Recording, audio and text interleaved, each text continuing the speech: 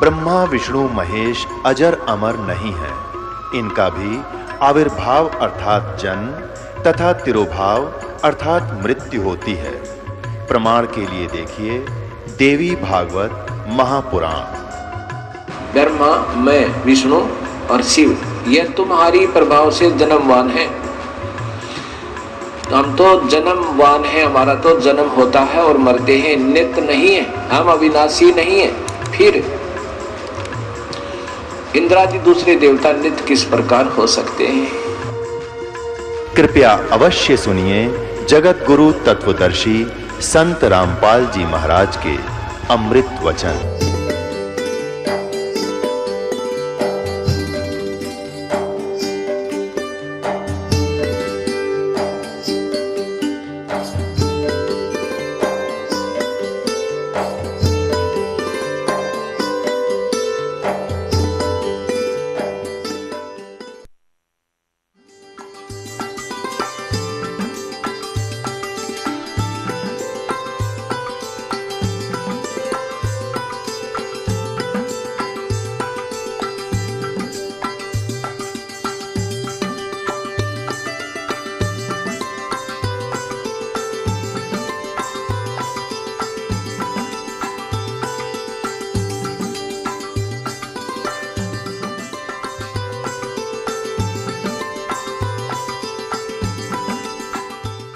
देवी भागवत महापुराण के प्रश्न नंबर 562-63 पे कि वो कहती है कि एक ब्रह्म की जाप करो, उसका ओम मंत्र है, वो ब्रह्मलोक में रहता है और कोई पूजा की योग नहीं है और सब बातें त्याग दो। गीता जी अध्याय नंबर 8 के श्लोक नंबर 13 में लिखा है कि ब्रह्मलोक पर्यंत ये सभी लोग पुनर्वर्ती में हैं, अर्थात सभी वहाँ गए हुए, सभी का जन्म और मृत्यु होता है। ये पूर्ण मोक्ष प्राप्त नहीं है। ब्रह्मलोक में गए हुए प्राणी भी जन्म मृत्यु में आते हैं। और ब्रह्म कह रहा है कि उस पूर्ण परमात्मा की साधना करो, उसी से तुम्हारा कल्याण होगा, जन्म मृत्यु उसी से मोक्ष होगा, उसी से परम शांति होगी। गीता जी अध्याय नंबर 18 के 62 में और 15 के 1 से लेकर 4 और भी बहुत जगह ऐसे प्रमाण हैं। अब शाम के सत्संग में आपको और दिखाएंगे महापुरुषों के जो अज्ञानियों के जो ढेर सारे अज्ञान भरे अपनी सोच के सो सदग्रंथ हैं। और सदग्रंथ क्या बताते हैं, इनके सदग्रंथ तो नहीं कह सकते इनको ये, लेकिन इन्होंने अपने उन अज्ञान सोच को सदग्रंथ मान रखा था। अब नकली असली की पहचान करवा कर आपको यथार्थ ज्ञान पर आरूढ़ किया जाएगा। बोलो सतगुरुदेव की जय। परम पिता परमात्मा पूर्ण ब्रह्म सर्व सृष्टि रजनहार कबीर देव कबीर साहब अल्लाहु अकबर अल्लाह कबीर, ये परम अक्षर ब्रह्म है, ये उत्तम पुरुष है, श्रेष्ठ प्रभु है। ये परमात्मा वही है जो बनारस में काशी में 120 वर्ष तक एक जुलाहे की भूमिका करके अपने एक तत्वदर्शी संत की भूमिका करके सह शरीर चले गए थे और सह शरीर ही आए थे। परमात्मा सतलोक में सह शरीर है, उसका शरीर मानव सदृश है। अभी तक जितने भी ऋषि महर्षि संत मंडलेश्वर गुरु जगत गुरु ये अज्ञानी, इनका सिद्धांत है कि परमात्मा निराकार है। साथ में ये भी कहते हैं कि परमात्मा का प्रकाश देखा जा सकता है समाधि दशा में। समाधि दशा माने जब अंदर अंतःकरण में शरीर के अंदर झांकते हैं, अभ्यास करते हैं, ये समाधि हठ योगी हठ योग करके। तो कहते हैं कि इस परमात्मा निराकार है और उसका प्रकाश हम अंदर शरीर में देखते हैं। तो इनसे कोई पूछने वाला हो कि कोई कहे कि सूर्य निराकार है और सूर्य का हम प्रकाश देख सकते हैं, प्रथम तो ये थ्योरी, ये विधान आँखों वाले का नहीं हो सकता।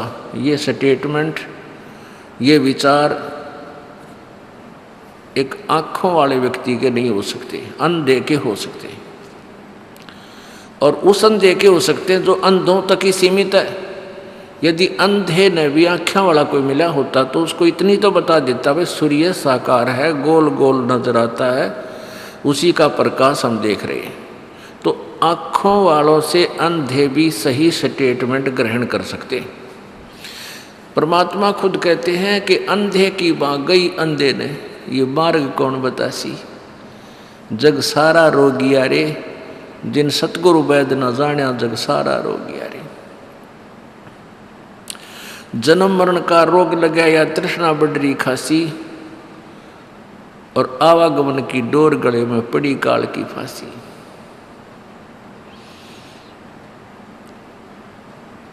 सच्चा सतगुरु कोई ना पूजे, झूठा जगपतियासी, और अंधे की बाह पकड़ी अंधे ने, बताओ मार्ग कौन बतासी। पुण्यात्माओं, परमात्मा कितनी प्यारी व्याख्या आज से 600 वर्ष पहले कहा करते थे कि ये जितने भी ऋषि हैं, महर्षि हैं, और ब्रह्मा विष्णु महेश तक ये सब ज्ञान नेत्रहीन हैं, ये तत्व ज्ञान से परिचित नहीं है। ये बातें उस समय कुनीन से भी कड़वी लगा करती थी, क्योंकि हम अशिक्षित थे। हमारे पूर्वज सिद्धि आत्मा के भोले भाले थे, भगवान को से डरने वाले थे, छल कपट उनके अंदर था कोई ना। और इन जो संस्कृत बोलते थे उनको महाविद्वान मानते थे, और वो ये भी समझते थे कि इन्होंने सदग्रंथों को ठीक जाना है, ठीक समझा है, ये बड़े अभ्यास करते हैं, अभ्यासी हैं। कोई वृक्ष के नीचे बैठा है, कोई तो जंगलों में साधना कर रहा है। तो ये सोच लिया कि इन्होंने जो अपनी जो क्रिया की है उससे परमात्मा पा लिया। और फिर ये कहते हैं कि परमात्मा निराकार है, तो हमने उसको ऐसा ही मान लिया, जान लिया। तो ये सभी ज्ञान नेत्रहीन थे। और परमात्मा यही कहा करता कि अंधे की बाँ पकड़ी अंधे ने, ये मार्ग कौन बताओगा, तुमने रास्ता कैसे बता सकता अंधा। वो दूसरी बात है कि जो सबसे आगे चल रहा है वो अंधा चतुर है, अपने आप को आँखों वाला सिद्ध कर रहा है उन अन्य अंधों में, जो उसकी लाइन में हाथ में पकड़े हुए आ रहे हैं और ले जा रहा है और ठोक देता कि कुएं में सारे गद गद पड़े वहाँ पर। तो ऐसे 84 लाख योनियों के कुओं में इन ज्ञानहीन नेत्रहीन अंधों ने, नकली महर्षियों ने हमें असंख्य युग से ठोक रखा है, हम इससे बाहर नहीं निकल पा रहे। अब परमात्मा स्वयं आए थे 600 वर्ष पहले, यही बताया करते कि ये किसी को ज्ञान नहीं, जिनको तुम गुरु को कह रहे हो, ब्राह्मण कह रहे हो, या इनको तुम पीर कहते हो, ये कोई भी परमात्मा से परिचित नहीं है, यथार्थ ज्ञान नहीं है इनके पास, ये अपने अपने सदग्रंथों से भी अपरिचित हैं। तो उस समय ये बात बहुत कड़वी थी कि ब्रह्मा विष्णु महेश को भी ज्ञान नहीं, और इन ब्राह्मणों को भी ज्ञान नहीं, ऋषि महर्षियों को भी वेद का ज्ञान नहीं। तो कबीर परमात्मा को झूठा मान लेना कोई बड़ी बात नहीं उस समय। और साथ में ये नकली महर्षि ब्राह्मण कहा करते थे,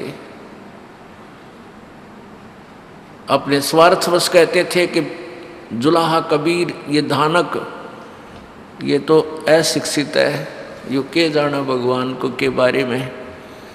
और वो ब्राह्मण स्वार्थी थे, नकली थे सारे, अपने रोजी रोटी के लिए ही इनका उद्देश्य था शिक्षा ग्रहण करने का। काशी विद्यापीठ में पढ़ने जाने वाले व्यक्ति इसी उद्देश्य से जाते थे, जैसे वर्तमान के डॉक्टर बनने जाते हैं कि आते दुनिया न लूटांगे, डॉक्टर की डिग्री प्राप्त करके या तो सरकारी नौकरी मिल जाएगी, और नहीं तो बाहर आते ही अपने प्राइवेट क्लिनिक खोल कर न खूब पैसे इकट्ठे करेंगे, यही उद्देश्य है। ऐसे ही उद्देश्य था उस समय के ब्राह्मणों का काशी विद्यापीठ में पढ़ने का।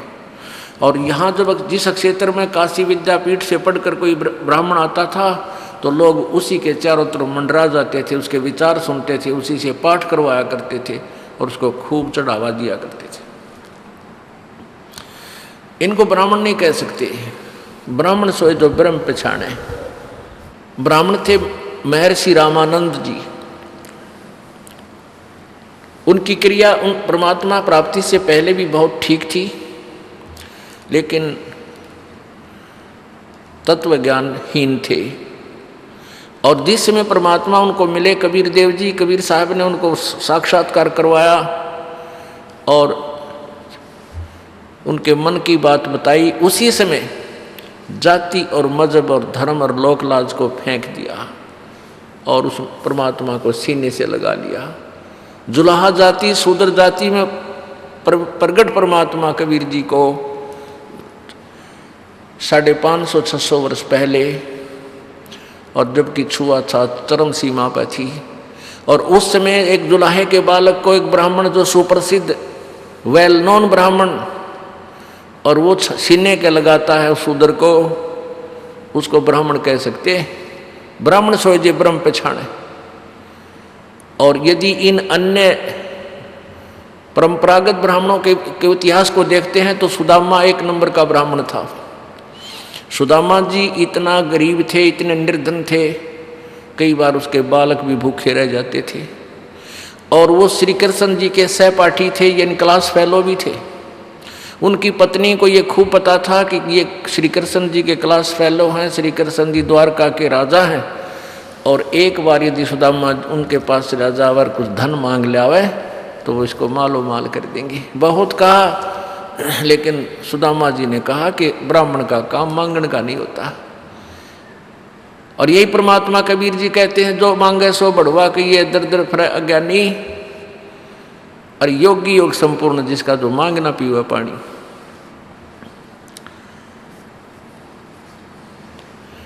फिर भी अपनी पत्नी के ज़्यादा दबाव देने से घर से चल पड़ा। आत्मा में ये था, कतई नहीं मांगू नहीं गा। ऐसा ही हुआ, श्री कृष्ण से मिले, उसकी सतिथि से श्री कृष्ण जी परिचित हुए कि बिल्कुल भगत का तो काम बिगड़ रहा है और निर्धन बहुत है।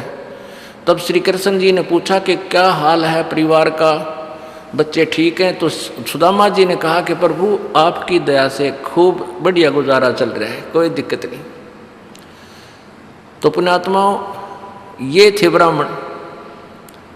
तो ऐसी सतिथि में फिर सारी सतिथि से परिचित होकर के श्री कृष्ण जी ने उनका महल बनवा दिया, धन दे दिया अपने मित्र को।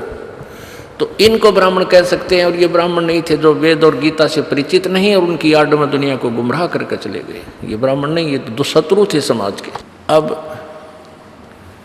परमात्मा कहा करते थे, देखा देखी गुरु शेष बन गए, किया ना तत्व विचारा, गुरु शेष दोनों के सिर पर युकाल ठोके पंजारा। ये गुरु भी जो भ्रमित संत के पीछे लगे हुए हैं और उनके शिष्य भी, सभी को एक ही नरक में इकट्ठा एक का फाटक में बंद करा जाएगा इनको। और वहाँ रोएंगे ऊपर न मुँह करके, वहाँ कोई छुटाने वाला नहीं इनको। अब कोई सुनने को तैयार नहीं रहा। हमारे पास शास्त्र हैं, सदग्रंथ हैं, इनको देख सकते हैं हम। अब आज परमात्मा ने हमारे को शिक्षित बना दिया। फिर परमात्मा कहते हैं कि जग सारा रोग यारे, जिन सतगुरु वैद न जाना, जग सारा रोग यारे। फिर परमात्मा कहते हैं कि सार शब्द सरजीवन बूटी, और घिस घिस अंग लगावे, कहे कबीर तुम सच कर मानो, ये जन्म मरण मिट जावे। अब जैसा कि अभी तक सभी का विधान था कि जन्म और मृत्यु समाप्त नहीं हो सकती। किसी की, संत की, महर्षि की थ्योरी विधान देख लो, उनका अनुभव देख लो, वो यही कहते हैं कि जन्म मृत्यु तो बनी ही रहेगी, ये पूर्ण रूपेण समाप्त नहीं हो सकती। जबकि हमारे गीता जी, सदग्रंथ, वेद ये स्पष्ट कर रहे हैं कि सत भक्ति करने वाले का फिर कभी जन्म मृत्यु नहीं होता, वो पूर्ण मोक्ष प्राप्त करता है। लेकिन वो पूर्ण मोक्ष प्राप्त का मंत्र कौन सा है, वो साधना कौन सी है, उसके विषय में भी वेद और गीता नहीं जानते हैं। उसके लिए तत्वदर्शी संत की खोज करने के लिए ही उसमें कहा गया है। अब अभी तक यही कहा गया था कि परमात्मा निराकार है, और दूसरा एक विधान ये जो आज सुबह के सत्संग में प्रसंग चल रहा था, जो अधूरा रहा था, कि सभी ये कहते हैं कि पाप कर्म, प्रारब्ध के पाप कर्म, पुण्य या पाप दोनों ही भोगने से समाप्त होते हैं। ये विधान है अभी तक सभी, किसी भी महापुरुष की आप का विधान देख लो, किसी भी, चाहे ये नए पंथ चल रहे हैं राधा स्वामिया जी के, इनके विधान देख लो, सब में एक ही प्रकार के विचार दिए गए हैं। आज सुबह के सत्संग में आपको परिचित कराया गया था कि यदि पाप और पुण्य, चलो पुण्य तो हम भोग लें, पुण्य मतलब सुख है, सुख बताओ है, और पाप भी भोगने से ही समाप्त हो तो कद्दे भी समाप्त नहीं हो सकते, कभी भी नहीं हो सकते। क्योंकि यहाँ इस काल के लोक में पुण्य तो बनाने से विशेष विधि से बनते हैं और पाप अपने आप बन जाते हैं। जैसे यहाँ एक कोई जमीन है, एक एकड़ जमीन है जिसके अंदर गेहूं तैयार करने के लिए कितनी मेहनत की आवश्यकता है, कितना धन लगाना पड़ता है, ये किसान खूब जानता है। एक एकड़ जमीन को संवारने में पहले हल या ट्रैक्टर से पैसा लगे, मेहनत मजदूरी लगे, फिर उसमें बीज, वो भी पैसे से बीज मोल लिया जाए गेहूं का, फिर उसमें डाला जाए, फिर उसके अंदर सिंचाई के लिए पानी ट्यूबवेल से, फिर खाद, फिर सिंचाई, फिर उसके अंदर फिर उसको निकालना, काटना, यानी तब मुश्किल से गेहूं हमें मिले जो जीवन दाता है। और उसमें कुछ भी ना करें, उस एकड़ जमीन में ये खरपतवार, झाड़ बोझड़े बिना मतलब के ना जाने कितने उग जाएंगे उसमें। वो खरपतवार तो आप पे उग गया, कति प्रयत्न की आवश्यकता नहीं, और अपने जीवन को, अपने शरीर को सुरक्षित रखने के लिए, अन्न तैयार करने के लिए पैसा भी लगा, मजदूरी भी लगी और समय भी लगा, जब बना गेहूं प्राप्त हुआ। ऐसे ही पुण्य समझो, पुण्य तो है गेहूं और पाप है ये खरपतवार। पृथ्वी ऊपर पग जो धारे, करोड़ जीव एक दिन में मारे। जो चौका तुम देवो नित्ता, सत्र ब्राह्मण की है हत्या। है जैसे रोजाना पोछा लगाते हैं सुबह उठते, क्योंकि आजकल तो पोछे लगने लगे, बढ़िया फर्श बन गए सब तकरीबन, या कच्ची भी कोई स्थान है उसको लीपने में भी ना जाने करोड़ों की संख्या में थोड़े से क्षेत्र में प्राणी आपके हाथों से मारे जाते हैं। हरी भांति पृथ्वी के रंगा, अंत कोड़ जीव उड़े पतंगा। तो जैसे सुबह से लेकर शाम तक एक प्राणी करोड़ों सूक्ष्म जीवों को मार डालता है, तो वो पाप तो हो गए पृथ्वी पांव रखते ही शुरू, चारपाई से उठते ही। और पुण्य के लिए ये व्यवस्था करनी पड़े, पूरा संत चाहिए, और जिसके द्वारा पाठ करा वो पाठ करने का अधिकारी होना चाहिए, और पैसे भी लगाने, फिर सत्संग भी सुनना, समय भी निकालना, तब पुण्य बनेंगे। तो पुण्य तो बनेंगे ऐसे विधि से, और पाप आप बने इस काल के लोक में। तो इसलिए पाप की एवरेज स्पीड सबसे ज़्यादा है, और पुण्य जो आप लोग करते थे बगैर पूर्ण संत के, वो पुण्य मिलते तो आपको अवश्य, लेकिन उनका तरीका दूसरा होता है। अब जैसे पुण्यात्माओं, एक तरफ तो हम कहते हैं कि जो शास्त्र विधि को त्याग कर कोई भी धार्मिक अनुष्ठान करते हैं, पूर्ण संत के द्वारा नहीं करते हैं, तो वो यूजलेस है, व्यर्थ। और दूसरी तरफ ये भी कहते हैं भी जिसने जैसा कर्म किया उसका फल भी मिलेगा, चाहे पुण्य किया चाहे पाप किया। अब हम पुण्य किसको मानते हैं? अपने लोक वेद के आधार से। जैसे पक्षियों को दाना डाल दिया और भाई कितना भंडारे करवा दिए, कोई धर्मशाला बनवा दी, कितना कुआं खुदवा दिया, ये पुण्य हम मानते थे। अब इनका भी फल मिलेगा आपको और पाप भी मिलेगा, क्योंकि पाप तो अपने आप एक जीवन में पूरी मालगाड़ी भी छोटी रह जाए इतने पाप आपके हो जाएंगे। और पुण्य जो आप कर रहे हो, जो लोकवेद के आधार से भी जो पुण्य आपने किया, अतिथि को भोजन करा देना, ये भी पुण्य होता है। तो इस तरह के जो पुण्य आपने किए पूर्ण संत के बिना, तो फल तो उनका मिलेगा, लेकिन वो मिलेगा दूसरे तरीके से। कैसे मिलेगा? जैसे कोई अच्छा दान धर्म कर देता है, गरीबों को कंबल बांट देता है, कितना भंडारे करवा देता है, कोई अनाथालय खुलवा दिए, कितना गौशाला बनवा दी, कोई प्याऊ बनवा दी, ये पुण्य उसके अलग लिखे जाएंगे। वो मिलेंगे कैसे? जैसे आपने देखे होंगे ये कुत्ते, एलिसेशन कुत्ते, अच्छी बढ़िया गाड़ी कार के अंदर मनुष्य तो ड्राइवर है और कुत्ता मालिक है उसके अंदर। और उस कुत्ते के लिए उस ऐसी व्यवस्था बनवा रखी है, अलग से एक रूम होता है, उसमें एसी, आजकल तो एसी लगाने लगे या कूलर, और 1 महीने में 2-3 बार वेटरनरी सर्जन उसकी सारी जांच करके जाता है। ऐसा बढ़िया आहार दिया जाता है, बहुत शुद्ध, जो कि मेरे ख्याल में 50% तो मनुष्य को प्राप्त नहीं हो सकता, 50% मनुष्यों को भी प्राप्त नहीं है। अब वो प्राणी, उस कुत्ते वाले जीव ने, जब वो मनुष्य शरीर में था, उसने खूब पुण्य किए और वो पुण्य उसको दे दिए कुत्ते की योनि में।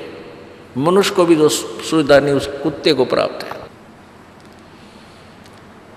अब मान लीजिए अब तो उसने बढ़िया सुविधा मिल गई कुत्ते के जीवन में,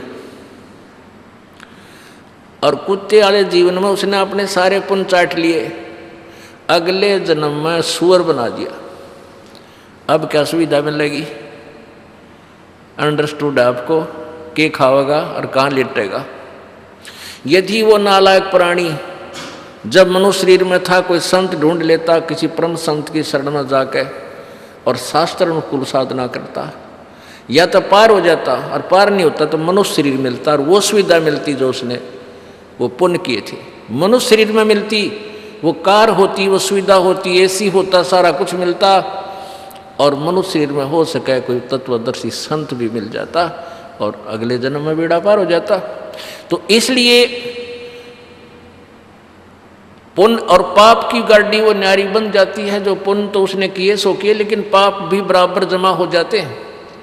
उनके आधार से कितना लंबा चौड़ा प्रोग्राम बना रखा है, नरक न्यारा बना दिया कि मान लीजिए, क्योंकि काफ़ी समय लग जाएगा भोगन में ना, तो नरक में ठोक देता है कि वहाँ कुछ हल्के कर ले, और फिर गधे, कुत्ते, सूअर, चींटी, हाथी, पता नहीं कितने सब योनियों को ये प्राणी प्राप्त होता है जो सच साधना नहीं करता। तो ये सारा काम बिगाड़ा किसने? ये हम अध्यात्म ज्ञान से अपरिचित कर दिए इन नकली संतों, गुरुओं और नकली महर्षियों ने। इनको ना तो परमात्मा मिला और न ही वेदों और गीता जी आदि सदग्रंथों को ये समझ सके, क्योंकि तत्वदर्शी संत नहीं मिला। परमात्मा कबीर जी कहा करते, भाई गुरु बिन काहू सतगुरु बिन काहू न पाया ज्ञाना, जो थो था बुस छड़े किसाना, गुरु बिन वेद पढ़े जो प्राणी, समझे न सार रहे अज्ञानी। प्रसंग चल रहा है कि ये क्या कहते थे, ये नकली ऋषि महर्षि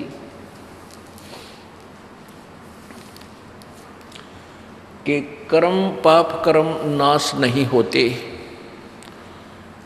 और यदि पाप नाश नहीं होते और जैसा कर्म किया है ऐसा ही भोगना ही पड़ेगा, तो भक्ति की आवश्यकता ही समाप्त है। फिर क्या आवश्यकता परमात्मा की भक्ति की। अभी आपको उन ऋषि महर्षियों के विषय में जानकारी देते हैं जिनको हम महर्षि समझा करते थे।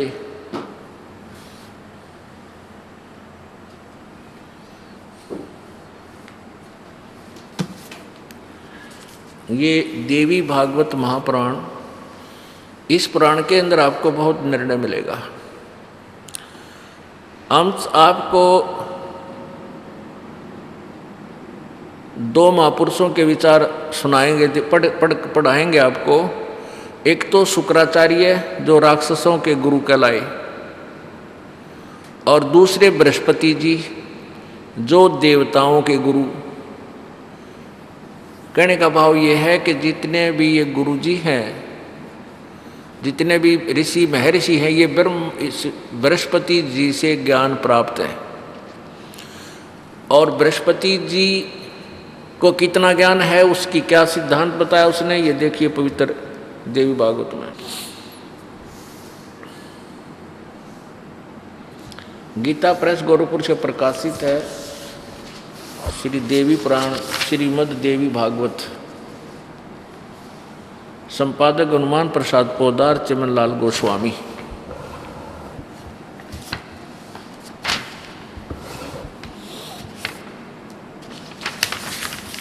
और ये कहाँ से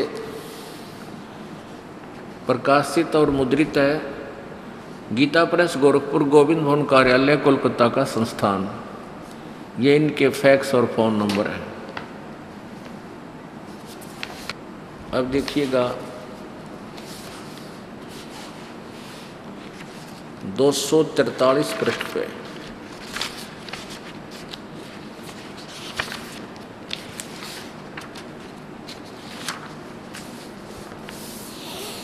यह चौथा स्कंध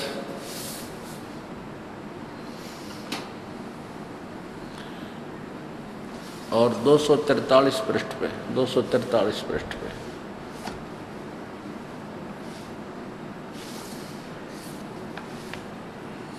देवी भागवत, संक्षिप्त देवी भागवत, देवी पुराण। व्यास जी कहते हैं, व्यास जी कहते हैं, प्रहलाद की बात सुनने के पश्चात शुक्राचार्य ज्ञान दृष्टि से सब कुछ देखकर प्रसन्न हो गए। उनका मुख मुस्कान से भर गया। उन्होंने दैत्यों से कहा, दानव, तुम मेरे यजमान हो, तुम्हें न तो डरना चाहिए और न पाताल में ही जाना चाहिए। अपने सत मंत्रों के प्रभाव से मैं तुम्हारी रक्षा कर लूँगा। धर्म के मर्मज महाशो, प्राचीन समय में ब्रह्मा जी के मुख से मैंने जो बात सुनी थी, प्राचीन समय में ब्रह्मा जी के मुख से मैंने जो बात सुनी है उसे बता रहा हूँ, सुनो। यह वचन बड़ा ही हितकर है, सत्य और अटल है। उन्होंने कहा था कि होने वाली बातें अवश्य होकर रहती हैं। धरातल पर कोई भी ऐसा सुयोग पुरुष नहीं है जो प्रारब्ध को विफल बनाने में समर्थ हो सके। विपरीत समय के कारण इस समय तुम्हारी शक्ति अक्षीण हो गई है। शुक्राचार्य जी अपने अनुयायियों को कह रहा है, अपने चेलों को। अतः एक बार तो तुम्हें देवताओं से परास्त होकर यानी हार कर पाताल में जाना ही पड़ेगा। समय सदा बदलता रहता है। कुछ ही दिन पूर्व तुम सम्राट रह चुके हो। अब प्रहलाद भगत, ये वही प्रहलाद है जो जिसकी भगवान ने आकर रक्षा की थी। अब व्यास जी कहते हैं कि प्रहलाद की बात सुनकर प्रहलाद ने अपनी प्रार्थना की कि हमें ऐसे परास्त होकर के क्या देवताओं से परास्त होना पड़ेगा।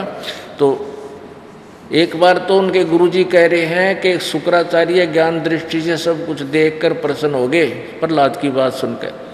और उनका मुख मुस्कान से भर गया। उन्होंने दैत्यों से कहा, दानव तुम मेरे यजमान हो, भगत हो, तुम्हें न तो डरना चाहिए और न पाताल में ही जाना चाहिए। तुम पाताल नहीं जाने दूंगा, अपने सत मंत्रों के प्रभाव से मैं तुम्हारी रक्षा कर लूँगा। अब देखो ये नकलियाँ की आड़े पोल तुरंत खुला है। एक तब तक कह रहा है कि मैं अपने सत मंत्रों के प्रभाव से तुम्हें पाताल नहीं जाने दूंगा और नहीं जाओगे, चिंता मत करो। और तुरंत ही वो नकली क्या कहता है कि एक बात मैंने ब्रह्मा जी से सुनी है, वह कति सच्ची अटल है कि जो प्रारब्ध में लिखा है वो तो भोगना ही पड़ेगा, और तुमने एक बार तो पाताल जाना ही पड़ेगा। अरे नकली ऊपर तक कह रहा है कि मैं नहीं जान दूंगा, अपने सतमंत्रों से तुम्हारी रक्षा कर लूँगा, और फिर ने कहा ब्रह्मा जी ने बताई है वह बात सही है, प्रारब्ध में लिखा हुआ था, कोई कट्टे को ना, वो तो भोगना ही पड़ेगा। तुम्हारे प्रारब्ध में पाताल में जाना है, देवताओं तो हारना है, तो वो तो तुम पाताल जाओगे।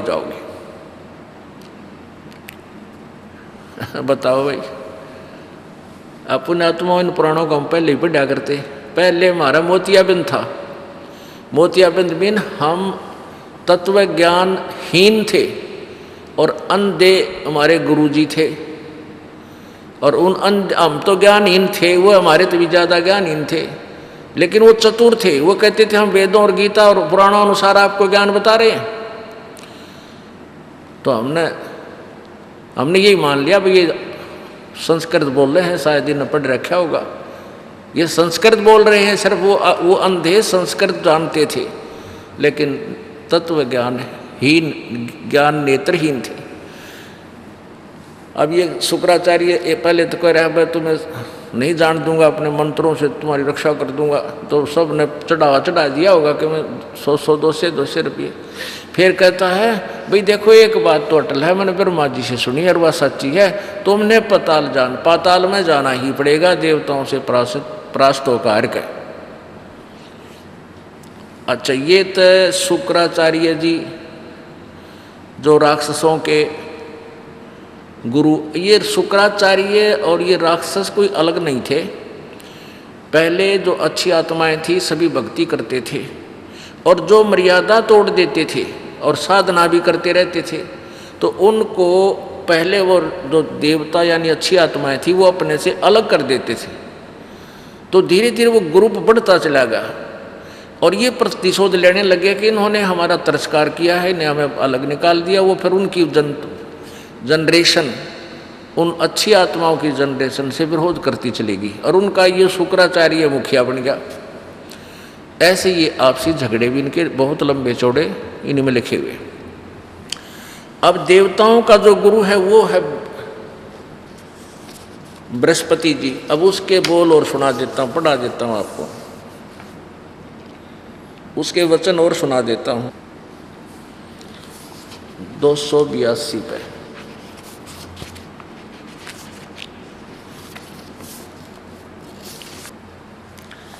ये देखिएगा, 5वां स्कंद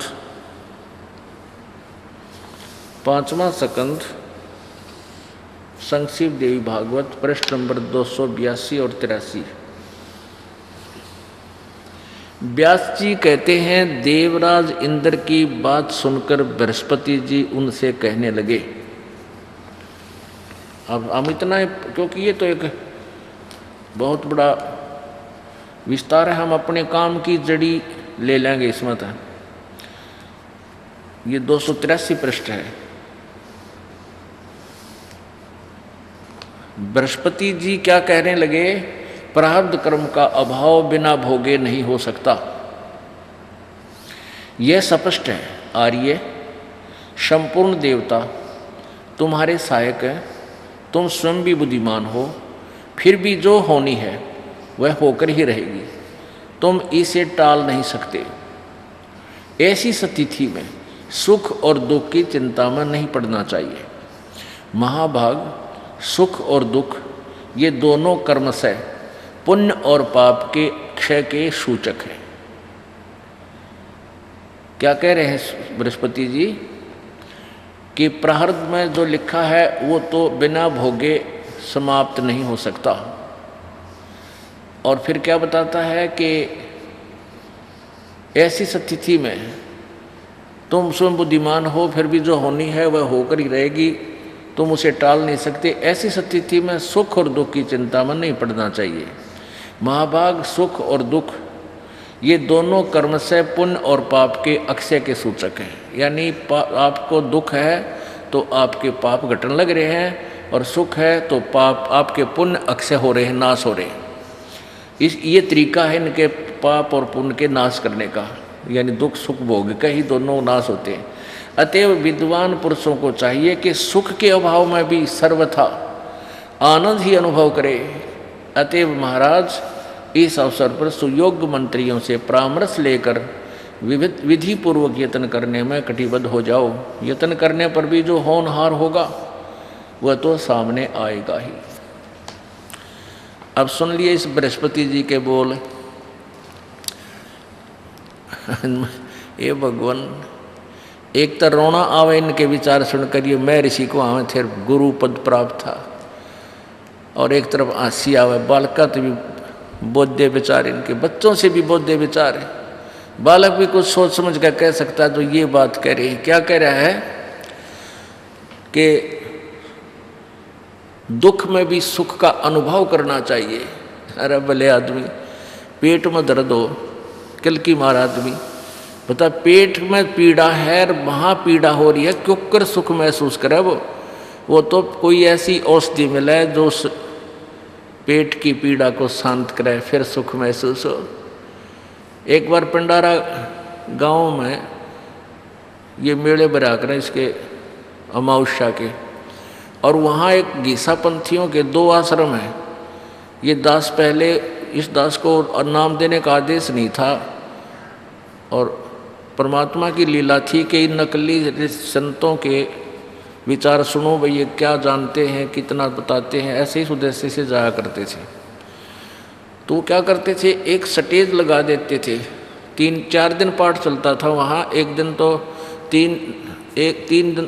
तो चलता था गीसा दास जी का, और 3 दिन चलता था गरीबदास जी की वाणी का। ऐसे 4 दिन पाठ चल रहा था उस दिन। तो वो आमंत्रित कर देते थे दूर दूर के संतों को, लाल कपड़े वालों को। वो आ जाते थे, उनको एक मंच, एक बड़ा सा मंच बना देते थे, जैसे तख्त लगा के उन पर लाइन में बैठा देते थे। तो 5-10 आ जाते, वो अपने अपने विचार व्यक्त किया करते थे, सत्संग करते थे। तो उनमें से एक को उसका जो असिस्टेंट था, उसका जो सेक्रेटरी था, वो उसकी महिमा बतावा था कि ये बड़े विद्वान पुरुष हैं, इन्होंने बड़े गहन अध्ययन किए हैं शास्त्रों के, और इनके ऐसे ऐसे इतने आश्रम हैं, हरिद्वार में भी है, ऐसे ऐसे के। तो सभी भक्तजन उसके विचारों की तरफ ज़्यादा आकर्षित हुए। ये दास भी उसमें उपस्थित था। तो वो क्या कहने लगा कि जीव को जब तक अपना स्वयं का ज्ञान नहीं होता कि तू कौन है, आत्म तत्व का ज्ञान नहीं होता, तब तक ये दुखी होता है। आत्मा अजर है, अमर है, इसको कोई काट नहीं सकता, इसको कोई मार नहीं सकता, इसको कोई दुख नहीं होता। कष्ट तो शरीर को होता है। हमने कोई भी आपत्ति आती है तो हमारे ऊपर कोई दुख आता है, कोई पीड़ा होती है, तो मान लीजिए कि मैं ये दुख मुझे नहीं, शरीर को हो रहा है। अब 2-3 रात तक उसने कटिया तार रखा है, न्यू प्रवचन करेगा। और क्या बताया, लास्ट वाले दिन के एक समय में चला जा रहा था, और वहाँ पर एक रोगी व्यक्ति चारपाई पर लेट कर चिल्ला रहा था। मैंने उसको समझाया, बैठाया, बैठ कर उसके पास खड़ा हुआ। अरे क्यों रो रहा है? ये शरीर, तुम्हें दुख नहीं है, तुझे तेरे शरीर को कष्ट है, तूने ये मान लिया कि मुझे कष्ट है।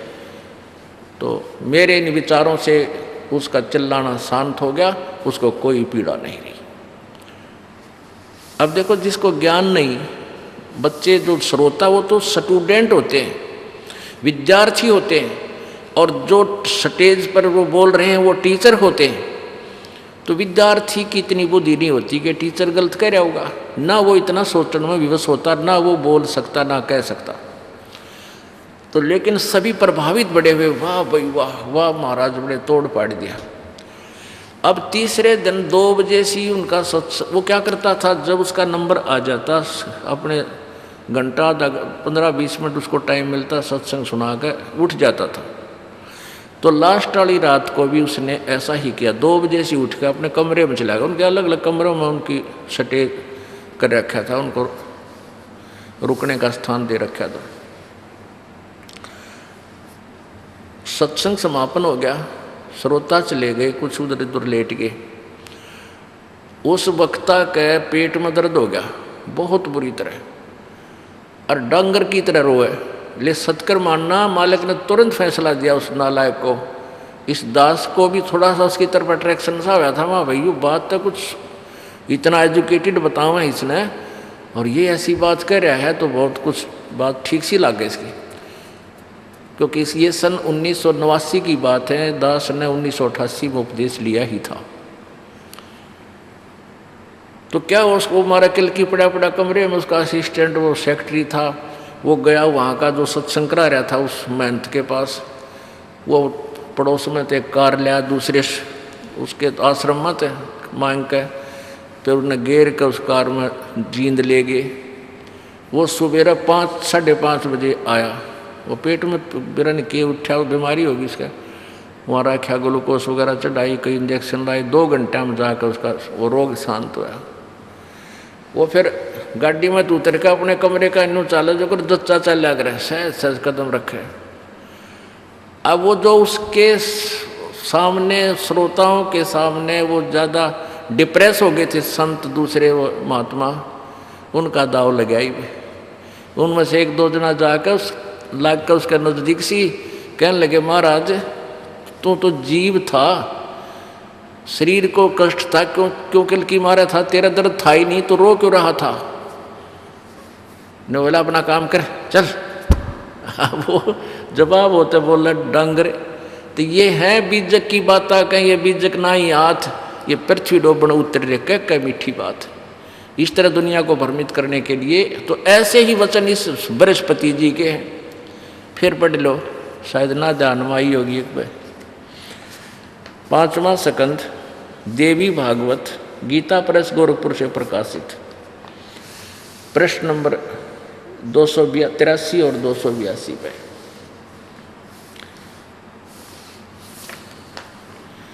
व्यास जी कहते हैं, देवराज इंद्र की बात सुनकर बृहस्पति जी उनसे कहने लगे, बृहस्पति जी के वचन, प्रारब्ध कर्मों का अभाव बिना भोगे नहीं हो सकता, यह स्पष्ट है। आर्य संपूर्ण देवता तुम्हारे सहायक हैं, तुम स्वयं भी बुद्धिमान हो, फिर भी जो होनी है वह होकर ही रहेगी, तुम उसे टाल नहीं सकते। ऐसी स्थिति में सुख और दुख की चिंता में नहीं पड़ना चाहिए। महाभाग सुख और दुख ये दोनों कर्मशः पुण्य और पाप के अक्षय यानी नाश के सूचक हैं। यानी दुख सुख है तो तेरे पाप नाश हो रहे हैं, ना सुख आपको है तो पुण्य नाश हो रहे हैं, और आपके ऊपर कष्ट है तो आपके पाप कट रहे हैं, पाप नाश हो रहे हैं। अतएव बुद्धिमान पुरुषों को चाहिए कि सुख के अभाव में भी सर्वथा आनंद का ही अनुभव करे। ये न्यों की न्यों बात से जो दास ने कथा सुनाई कि सुख के अभाव में भी सर्वथा आनंद का ही अनुभव करे। यानी पेट में दर्द हो और न्यों कहना हाँ करके दिखाई सुख का अनुभव, और भी कोई दर्द हो सकता है किसी प्रकार का भयंकर पीड़ा, तो वो ये इनके विधान गलत थे, इनका सिद्धांत गलत था, इन्होंने सदग्रंथों को समझा ही नहीं। इसलिए अपने लोकवेद दंत कथा बना के अज्ञान सिद्धांत के ऊपर पूरे मानव समाज को आधारित कर दिया। पुण्यात्माओं, जैसे कोई भी आपको परेशानी है, टेंशन है, वो कितनी किसी प्रकार के भी आप प्रयत्न कर लो, वह टेंशन खत्म नहीं हो सकती। एक बार ये दास सत्संग सुन रहा था एक टीवी चैनल पर, ये कुमार स्वामी जी, और वो सुबह सुबह आता उसका प्रोग्राम, हमने देखा करता कौन क्या विचार देते हैं। तो वो क्या कह रहे हैं, किसी ने पूछा जी मुझे टेंशन बहुत रहती है, उसका बताओ इलाज। उसका कहने लगा उसका मंत्र है। क्या मंत्र है कि कुछ ऐसे शब्द बोलो जिनका कोई अर्थ ना हो, एकांत स्थान पर। यानी वो बोल कर सुना रहा है, पुरानी के बन रहा है, लापा टेंशन खत्म हो जाएगी। ये कोई बात हुई, ये समाधान दें। ये टेंशन जिस कारण से है, वो काम जो बिगड़ा पड़ा है वो ठीक हो तो टेंशन मिटे, ना कितनी बकवाद कर ले। टेंशन समाप्त करने के लिए शराब पी लेते हैं। अब शराब पी कर तो पड़ गया बेहोश होकर, उठते फिर वह टेंशन तैयार।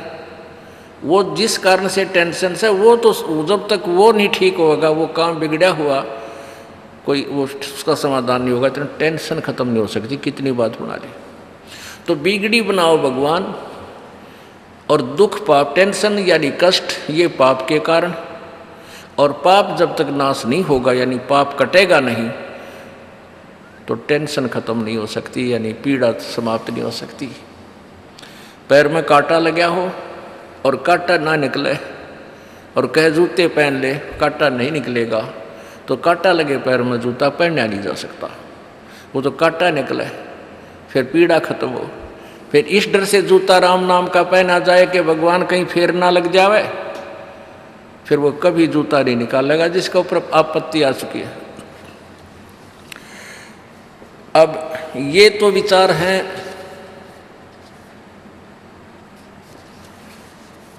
सतयुग के उनके महर्षियों के। अब व्यास जी जो writer of the Vedas, Gita ji and Purana, इसके विचार और सुना देता हूँ आपको। ये देखियो, छठा अध्याय न छठा स्कंद, वह गीता देवी भागवत 412 पे व्यास जी बोले, राजेंद्र मैं इसका परम अद्भुत कारण बतलाता हूँ, सुनो। तत्वज्ञानी पुरुषों ने संचित, वर्तमान और प्रारब्ध के भेद से कर्म की 3 गतियां बतलाई हैं। अनेक जन्मों से संचय किए हुए पुराने कर्मों को संचित कर्म कहते हैं। शरीर धारण कर लेने पर काल की प्रेरणा से कर्म के कर्म चालू हो जाते हैं। प्रारब्ध कर्म उसे समझना चाहिए जिसका फल भोग लेने पर ही कुछ शेष नहीं रह जाता। प्राणियों को प्रारब्ध कर्म अवश्य भोगना पड़ता है, इसमें कोई संशय नहीं। ठीक 413 पर राजन, देवता, मनुष्य सभी को कर्म फल भोगना पड़ता है। कर्म की गति बड़ी गहन है। ये व्यास जी ने कलम तोड़ दी अपना अनुभव बताने की कि 3 प्रकार के कर्म हैं, संचित और क्रियावान और प्रारब्ध। अब जो संचित हैं वो तो रखे हैं ऊपर हमारे धर्मराज के दरबार में, और उनमें से संचितों में से पुण्य और पापों से एवरेज निकाल ली और उनसे हमारा प्रारब्ध बन गया। अब प्रारब्ध से वाले पाप से ही दुख होगा, जो संचित रखे उनसे नहीं, वो तो अगले जन्म में फिर आओगे जब होगा। तो प्रारब्ध के अंदर प्रारब्ध होते हैं जो वर्तमान में, जिनसे हमारे जीवन में उन्होंने लिख कर भेज दिए, इतने पुण्य इतने पाप भोगने पड़ेंगे। तो हमें वर्तमान में सुख और दुख प्रारब्ध वाले कर्मों से ही होगा। तो प्रारब्ध के जो पाप कटेंगे तो हमें सुख होगा, नहीं तो वो आपत्तियां जो कर्म की आती ही रहेंगी।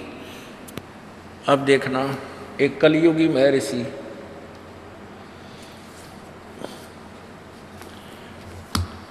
अब जैसे हम पुराणों को नहीं पढ़ पाए, हम क्योंकि मोटे मोटे ग्रंथ गणे हो गए, ये 18 पुराण होगी, वेदों के भी 4 और अनुवादकर्ताओं ने अनुवाद करके इसे मोटे मोटे बना रखे। देखो ये देखो, इसे मोटे मोटे इनके, ये यजुर्वेद 1 है, ऐसे ऐसे, बल्कि ऋग्वेद के ऐसे 4 बना रखे।